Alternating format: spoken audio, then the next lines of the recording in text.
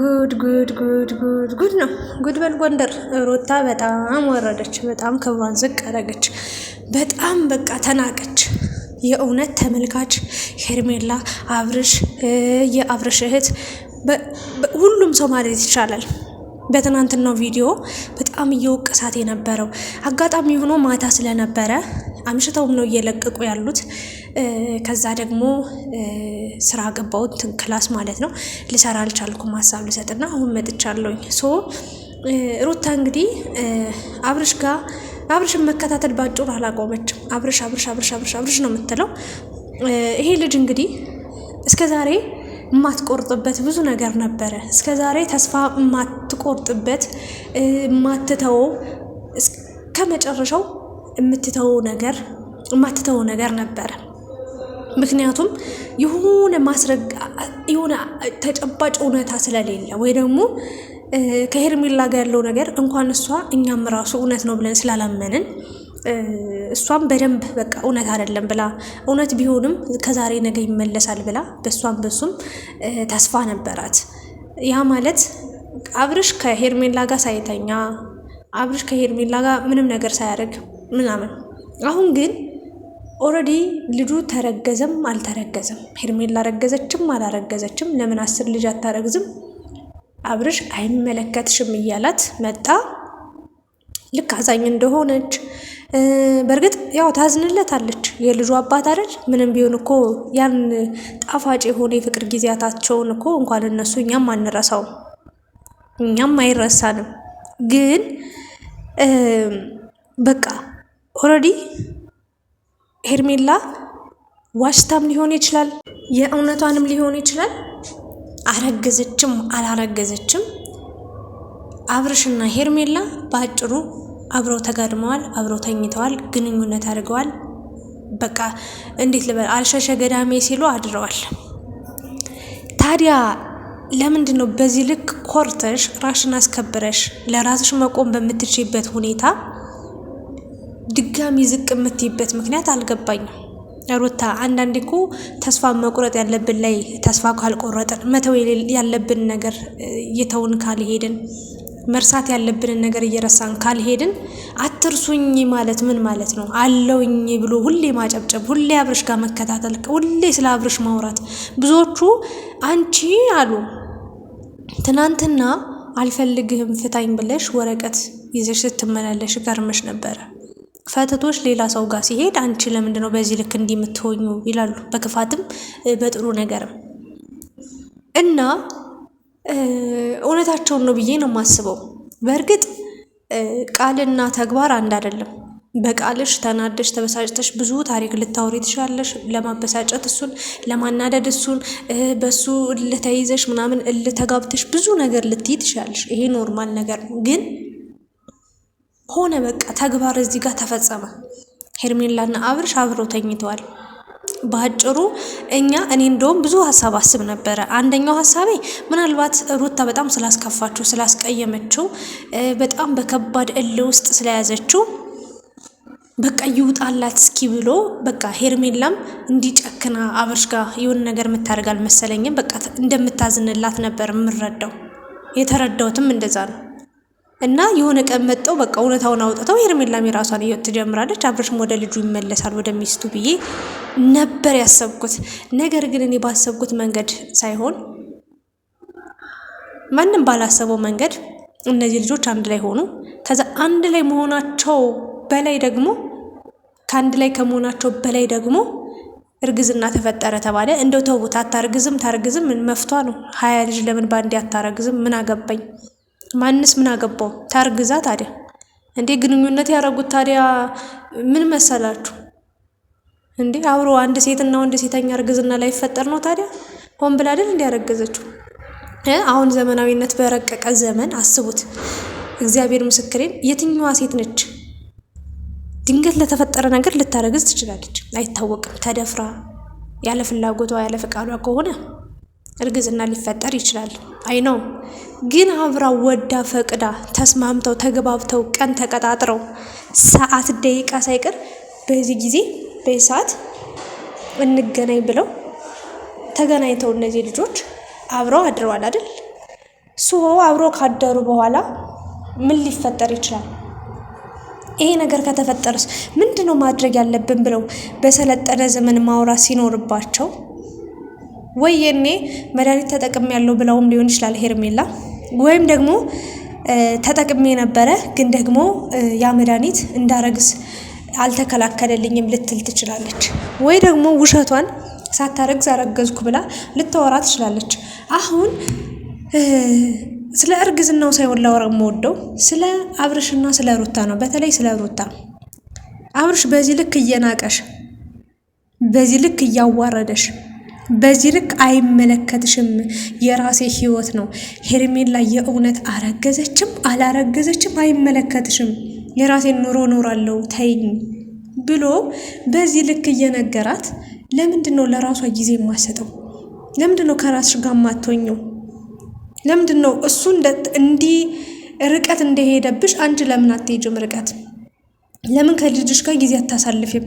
ለምን በዛም በዚህም ቤት በቃ እየሄድሽ ታለቅሻለሽ? ለምን በዛም በዚህም ቤት እየሄድሽ የሰው ቤት ታሳድቂያለሽ? ለምን በዛም በዚህም እየሄድሽ የእውነት ለምን ትሰደቢያለሽ? የእውነት ለአንቺ በጣም ከባድ ጥላቻ ከመኖራቸው የተነሳ አንቺን ቤተሰብ ያልፈቀደው ትዳር፣ ቤተሰብ ያልተገኘበት ትዳር እንደዚህ ምናምን እያሉ ሲቦጭቁሽ፣ ሲያሙሽ፣ ሲሰድቡሽ፣ ሲረግጡሽ ከረሙ ኖሩ። በቃ መጨረሻ ላይ እግዚአብሔር ባለው በፈቀደ ቀን ቤተሰብ ፈቀደላችሁ፣ ተቀበለሽ፣ ጥሩ ነገር ተፈጠረ። ሄርሜላ ግን እንኳን ቤተሰብ ጓደኞቿ እንኳን በስርዓቱ እንኳን ጓደኞቿ አብሯት ያለው አብርሽ እንኳን በስርዓት ፍቅረኛ ነን ብለው የማያምን ሰው ጋር ቂጥሽን ገልበሽ ሰጠሽ አርግዛ በዚህ ልክ ጭብጨባ፣ በዚህ ልክ ሙገሳ፣ በዚህ ልክ አብርሽ ወዶና ፈቅዶን የበዳት እያላችሁ ደግሞ ታወራላችሁ። ምን አይነት እንደው እሱማ ወዶ ነው ፈቅዶ ነው እንግዲህ ይቻለዋ። ታዲያ ለሚመጣው ፈተና እኛ ምን አገባን? ለምን 40 ልጅ አይወልዱም? እስኪ እናያለን። እኔ ይቅርታ አድርጉልኝ፣ ራሷን እንዳረከሰች ሴት ነው ያየኋት፣ ብልግና ነው ያየሁትኝ። ለቤተሰብም ንቀት እንዳለባት ነው ያየሁት። ክብሯንም አልጠበቀችም። ለዚች ሴት እኔ ጀግና ብዬ ላጨበጭብ አልችልም። እኔን ስትሳደቡ የነበራችሁ ሰዎች ታነቂ ምናምን ተከርበች ተዘግዘቂ እያላችሁ ስትሰድቡኝ ነበረ።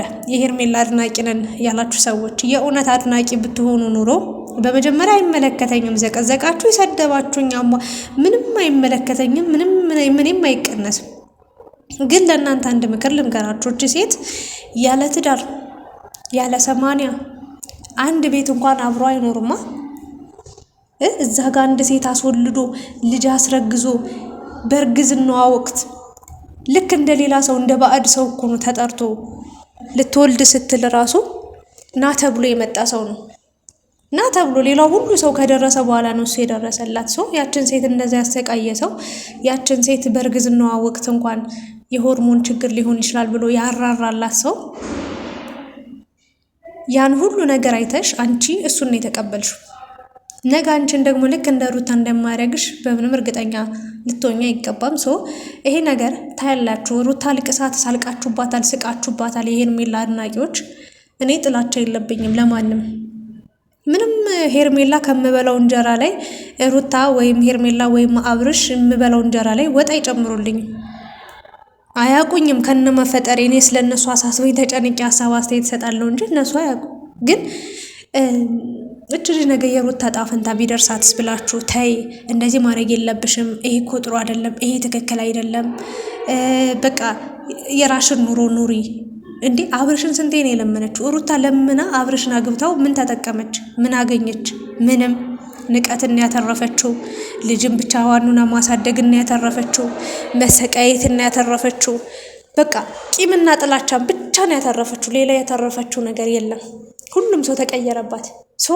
እኔም ሄርሜላ እንዳትጎዳ እንደ አንድ ሴት ብትመክሯት ምን አለ ብዬ ነው ሀሳቤን የምሰጠው። ለማንኛውም ሄርሜላ እርግዝናሽ እውነት ከሆነ እመኝኝ ሩታ የቀመሰችውን ጽዋ አንቺን መቅመስሽ አይቀርም።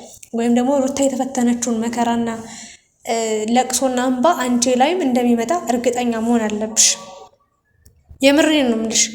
ሩታ ልጅ ስለያዘች ነው የትም ሳትንቀሳቀስ ልጇን ለማሳደግ ለልጇ ስትል ዋጋ የከፈለችው ብቻዋን ብትሆን ኑሮ ስንቱን ወንድ እንደምታገለባብጠው እንደምታቀያየረው ስንት ወንድ ጋር እንደምትሆን እናውቃለን። ስንት ወንድ ፈላጊ ነው ያላት። ይሄንን ነው ልል የምችለው።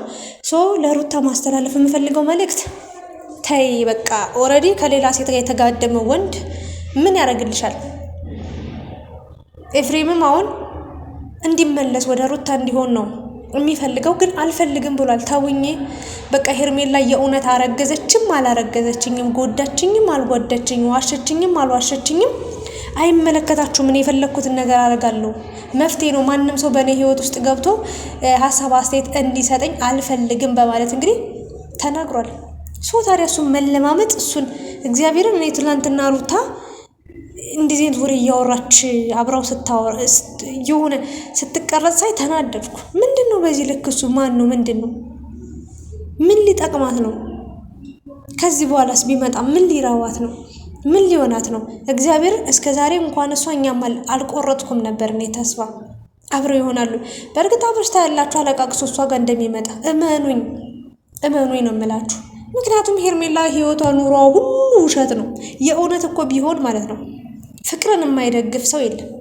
ስለ ፍቅር ጥሩ ነገር ሲወራ የሆነ ፍላጎት ያለው ሰው የሌለው ሰው የለም።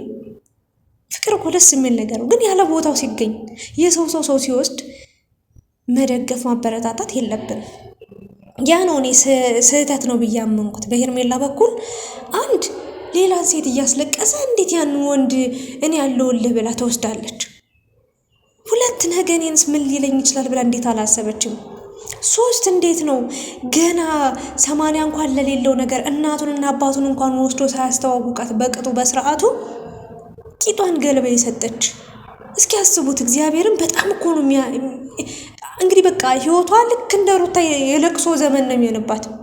ለቅሶ በቃ ታያላችሁ። ቪዲዮዎች ሁሉ የሚሰሩት ቪዲዮ ሁሉ አብርሽ እንደዚህ ያለኝ፣ ልጅ እንደዚህ ሆነ፣ እንዲህ ህመም ተሰማኝ፣ እንዲህ ከፋኝ፣ የሆነ ነገር ሳይገዛልኝ፣ ይሄን አማረኝ ስለው ሳይመጣ፣ እንዲህ ስደውልለት ስራለኝ አለኝ እያለች እርግጠኛ ሆኜ የምነግራችሁ ነገር የሚወዳትን ግን ብታገባ እሷ ሳትፈልግ ባለችበት ቦታ መጥቶ ይንከባከባት ነበር። ፍቅርን ይሰጣት ነበር። ፍቅርን፣ ትዳርን፣ ኑሮ፣ ህይወትን ምን እንደሆነ ያሳያት ነበር። ወግ ማዕረጓን ያሳያት ነበር። እሷንም ቤተሰቧንም አክብሮ ከፍ ያደርጋት ነበር። ከማትወዱት ሰው ጋር ስትሆን ሁሌ ለማኝ ሆናችሁ ነው የምትከርሙት የምትኖሩት።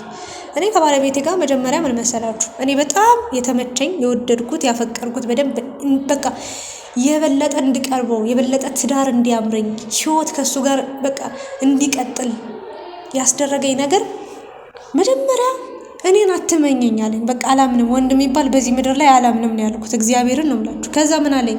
እኔን ካላመንሽኝ አስተዳደጌን አይተሽ የቤተሰቦቼን አይተሽ ሁሉንም ነገር ያኔ ስለኔ ታውቂያለሽ አለኝ። እውነትም በጣም ፈርቼ ነበር። የእውነት ለመጀመሪያ ጊዜ ቤተሰቦቹ ጋር ሲሄድና ተጨንቀው ተጠበው የሚገርም ምግብ ተሰርቶ የሚገርም አቀባበል ተደርጎልኝ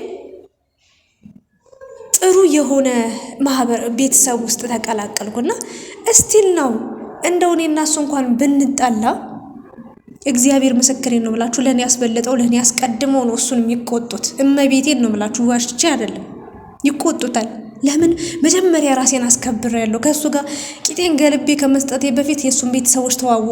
እኔም ወደ ቤተሰቤ እንደዚህ ነው ብዬ እኛ ከተግባባን በኋላ ወሰድኩት። ይሄን ያለው ነገር እንጂ ቤተሰቤን አስንቄ ራሴ ክብሬን አውርጄ እግር ለማንሳት መሮጥ፣ ቂጤን ለመግለብ መሮጥ ምን ይሉታል? ይሄ የሴት ልጅ ወግ ነው ወይ? እንኳን ሰጠችው ለአብርሽ፣ እንኳን ማረጋት፣ እንኳን ማስረገዛት የምትሉት የኖቤል ሽልማት አድርጉላት፣ ሸልሟት፣ አደባባይ አውጥታችሁ ምናምን ወርቅ ምናምን ዳይመንድ ሸልሟት። ከዛ ህይወቷ ነገ ምን እንዲሆን እኔ ጠልቻት አይደል፣ ግን ያሳስበኛል ህይወቷ የነገ ህይወቷ። እግዚአብሔርን ነው የምላችሁ። ታያላችሁ፣ ከባድ ዋጋ ነው የምትከፍለው። ከማይፈልጋት ሰው እሱ ልቡ እዛም እዚህም ለተከፋፈለ ሰው አርግዛ አንድ ሴት ልጅ ይዛ ቁጭ ስትል ምን አይነት ኑሮ ምን አይነት ህይወት እንደምትኖር ሁላችንም እናውቀዋለን። ከዛ አንጻር ነው እኔ ሄርሜላና አብርሽ አብሮ መሆን የለባቸውም ወይ ደግሞ አይሆኑም። በቃ ይህን ብዬ ነው የተናገርኩት። እና ለሩታ ደግሞ ራሽን አስከብሬ ነው የምለው። ወደ ራስሽ ተመለሽ። ምንድነው ሌላ ወንድ ጠፍቷል ወይ? ምንድነው ወንድስ ባይጠፋ ከልጅሽ ጋር ጊዜ ማሳለፍ አትችይም ወይ? ከልጅሽ ጋር ማውራት አትችይም ወይ? ለልጅሽ ጥሩ ፍቅር መስጠት አትችይም ወይ? ይህንን ነው። አብርሽ በሄደበት ለምን ትሄጃለሽ? አብርሽ በተገኘበት ቦታ ለምን ትገኛለሽ? አብርሽ አልፈልግሽም እያለሽ እግዚአብሔርን እንኳን እኔ 1 ቀን 2 ቀን 1000 ጊዜ እንኳን ነግሮኝ ይቅርና አይኑን አላየውም። ትዝታውን ሁሉ ጥፍትፍት አድርጌ የራሴን ህይወት ቀጥ ብዬ እቀጥላለሁ። ከዛ የሆነ ሰዓት ላይ ተስተካክሎ ታርሞ ከመጣ ልቀበለውም ላልቀበለውም እችላለሁ። እሱ እንደ ሁኔታ ይወሰናል። እና ለራስሽ ጊዜ ስጪ፣ ከራስሽ ጋር ሁኚ። በቃ እኛ የምንደግፍሽንም አይዞሽ የምንልሽም ሰዎች በቃ የሆነ አታስከፊን። እግዚአብሔርን በጣም ብዙ ሰው ነው የተናደደብሽ ትናንትና፣ በጣም ብዙ ሰው ነው የተበሳጨብሽ። እና ያለው ሀሳብ አስተያየት ይሄንን ይመስላል። ለማንኛውም የሄርሜላ እርግዝና ውሸት እንደሆነ ነው እኔ የምረዳው። እውነታው ነገ ከነገ ወዲያ የሚወጣ የሚመጣ ይሆናል እና ያለን አብረን አብርሽ ያኔ ምን እንደሚያደርግ ወይ አብርሽ አብዳል ወይ ሄርሜላ ታብዳለች፣ ከሁለት አንዳቸው። ይሄን ያለው ነገር ጨርሻለሁ። የእናንተን ሀሳብ አስተያየት አስቀምጡ። ላይክ፣ ሼር፣ ሰብስክራይብ ማድረጋችሁን እንዳትረሱ። ወዳችኋለሁ።